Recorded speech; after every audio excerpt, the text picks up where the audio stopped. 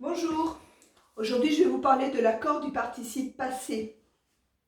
Comme on est dans le passé composé, on est obligé d'en parler, c'est très important. Voilà.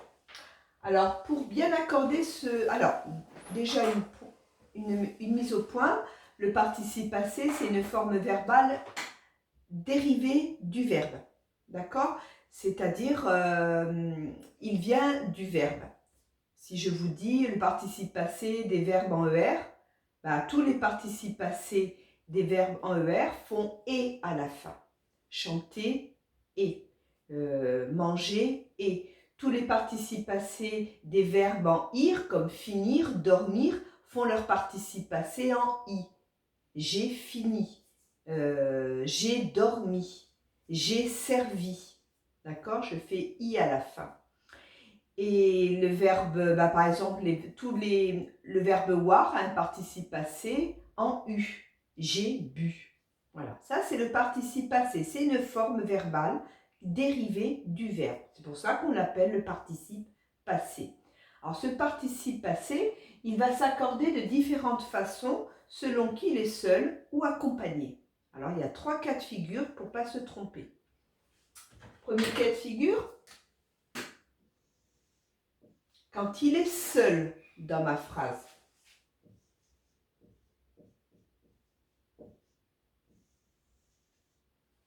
Quand il est seul, il a la fonction d'un adjectif qualificatif. Il n'y a rien qui le sépare avec le nom qu'il qualifie. On dit on peut dire que c'est un adjectif qualificatif épithète ou alors apposé, c'est-à-dire il est séparé par une petite virgule. Mais il est vraiment collé au nom. Donc, dans ce cas-là, il va s'accorder en genre et en nombre avec le nom qu'il qualifie.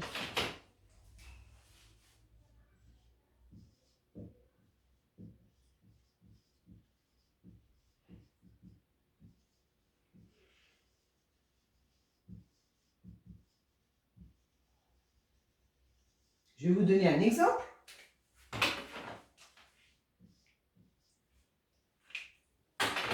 Alors, par exemple,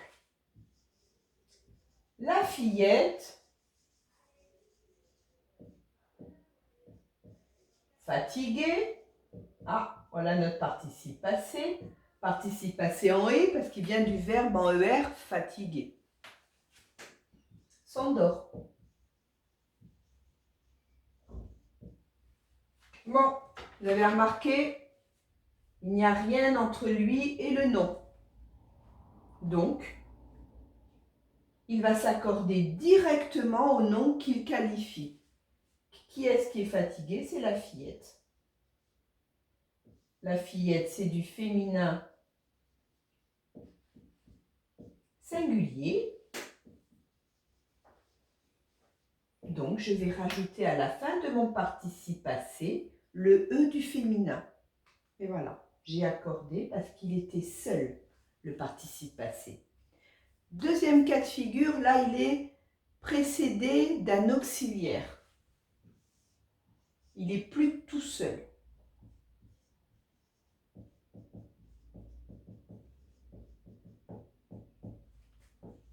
Et les auxiliaires, nous, on en connaît 2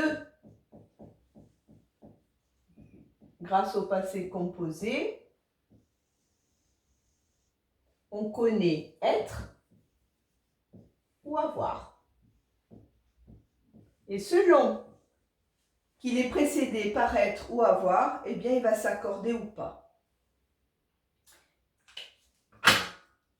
Si devant lui, il a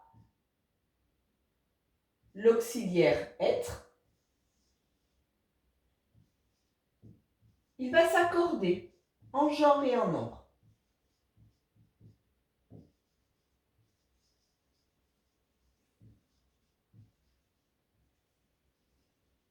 Je vous donne un exemple. On va prendre comme sujet else.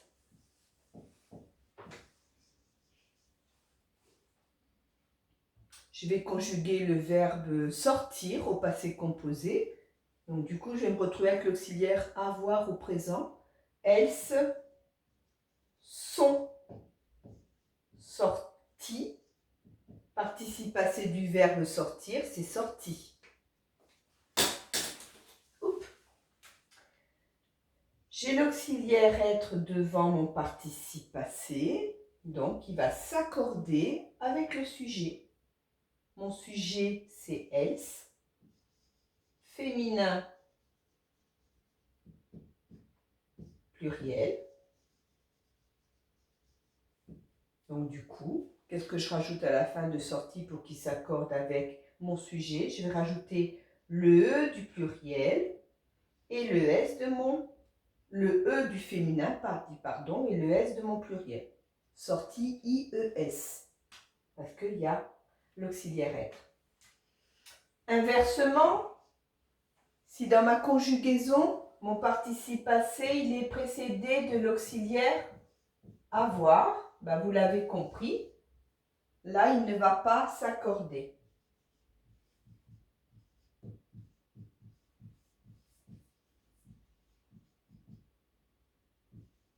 Ne s'accorde pas en genre et en nombre. Parce qu'il est précédé de l'auxiliaire avoir. Je vous donne un petit exemple. On va garder else. On va changer le verbe pour se retrouver en le conjuguant avec l'auxiliaire avoir. On va prendre l'auxiliaire, le verbe manger et on va le conjuguer au passé composé. Else ont mangé. Participe passé en et parce que c'est un verbe en ER. Manger ER. Je regarde mon auxiliaire. C'est l'auxiliaire avoir.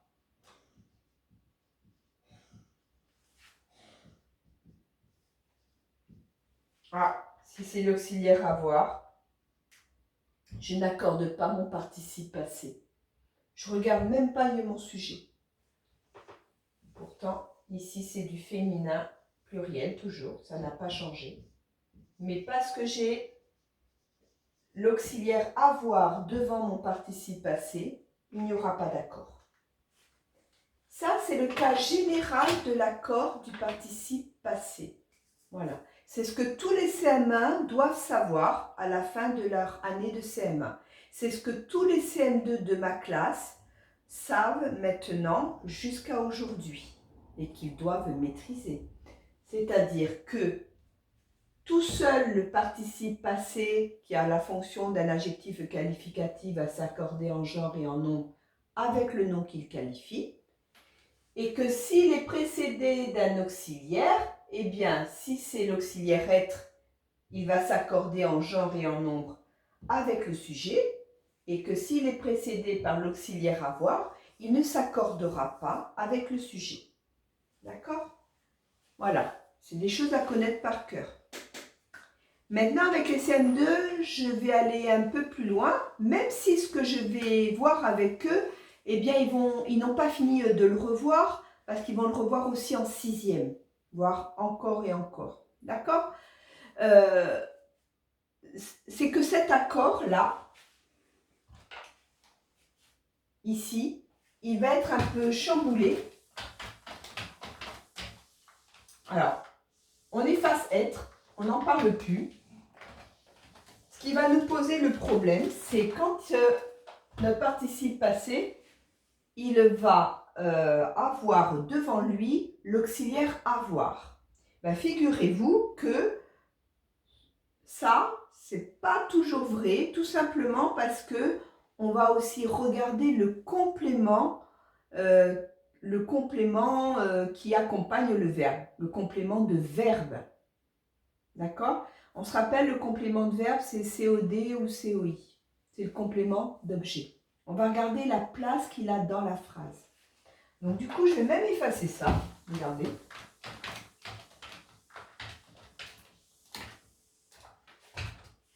Voilà. On est dans ce cas de figure-là.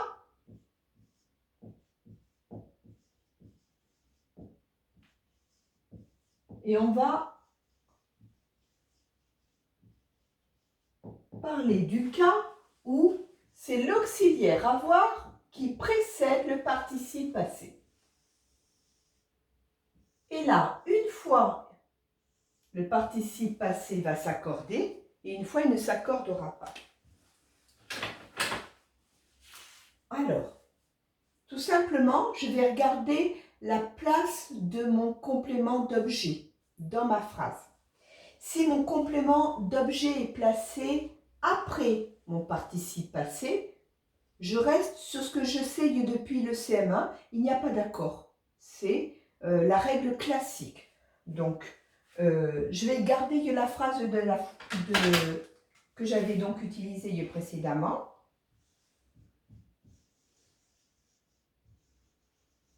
Elles ont mangé.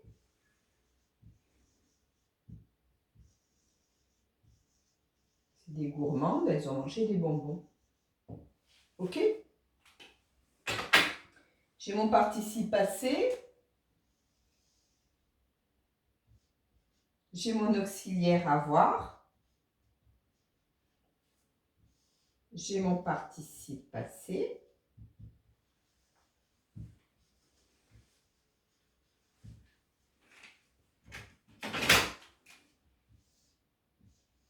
Et j'ai mon sujet qui est resté au féminin pluriel. Et quand je suis un CM2, que je me retrouve avec une phrase complète avec un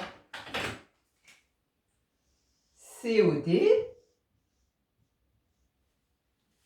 que je vois que j'ai un auxiliaire avoir devant mon participe passé et que je suis un CM2, je vais dire « Ah, où est mon COD ?» Elles ont mangé quoi? Des bonbons. J'ai bien un COD avec les bonbons. Comme le COD, il est placé après mon participe passé, après, eh bien, ça ne s'accorde pas.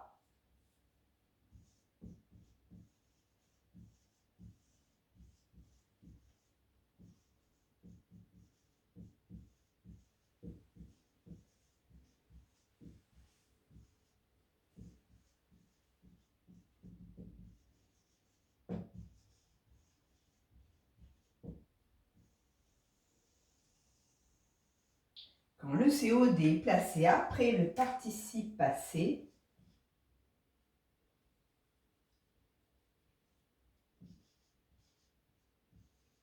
il n'y a pas d'accord.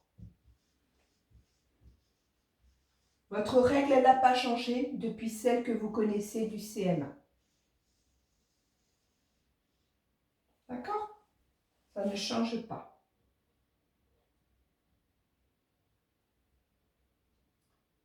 Je fais des arts visuels. Hein. Voilà, ça ne change pas. Pas d'accord. Parce qu'il est placé après. Après, je vais vous donner une autre phrase où le COD sera placé avant. Et là, vous l'avez compris, quand le COD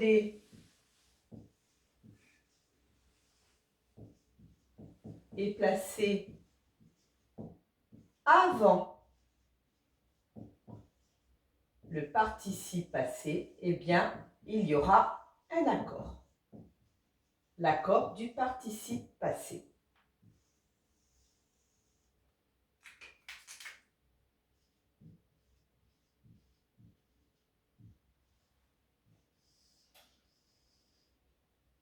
Il y aura un accord. Je vous donne un exemple. Alors, par exemple, les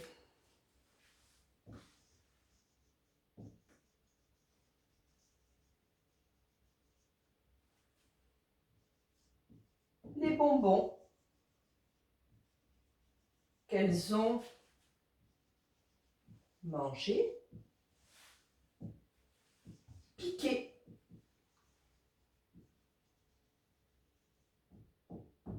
Vous savez, les fameux bonbons là, qui piquent. Bon. Donc, on a toujours notre auxiliaire avoir. On a toujours le participe passé de manger.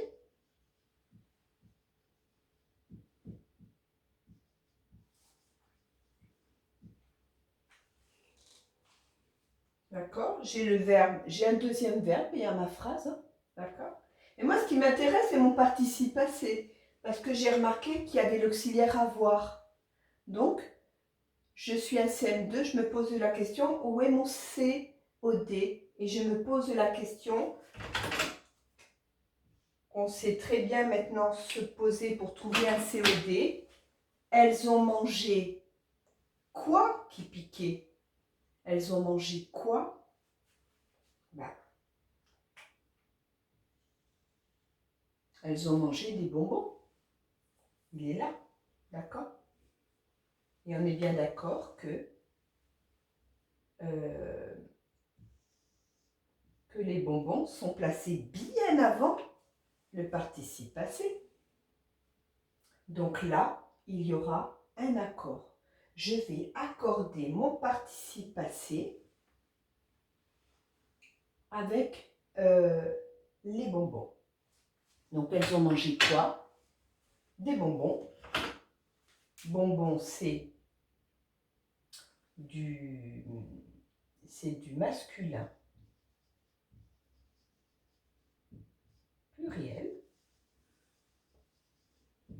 Donc, je vais mettre le S et S à manger. D'accord? Alors, voyez que c'est compliqué. C'est pas facile. C'est pour ça qu'on le voit en fin d'année avec les CM2. Et c'est pour ça que je propose aux CM2, je leur mets un lien pour une vidéo très bien faite qui va leur donner une astuce pour ne plus se tromper sur ce COD placé avant ou après, quand il y a l'auxiliaire avoir qui précède le participe passé.